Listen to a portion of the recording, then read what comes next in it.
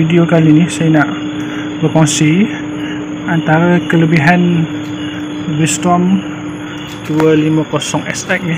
Okey, sebabkan motor ni adalah motor dual purpose, maknanya dia boleh di jalan raya dan boleh juga untuk off-road. Okey, jadi apa yang saya boleh puji Suzuki adalah dia punya signal.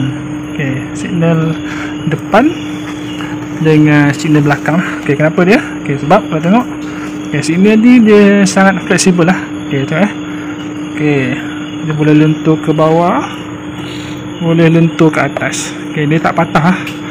Okey, tengok. Jadi dia punya bahan ni bahan yang kuat dan mudah lentur. Okey, ni sebelah kanan depan. Okey, ni sebelah kiri. Okey, tengok. Lentur ke bawah, lentur ke atas. Okey, kita tengok bahagian belakang pula. Okey, jadi ni signal bahagian belakang.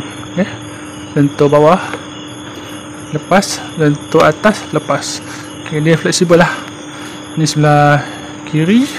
Tengok pula signal belah kanan, lentur bawah.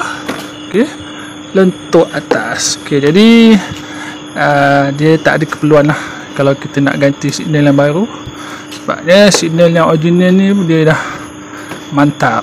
Okey, jadi terima kasih. Jangan lupa like, komen dan follow.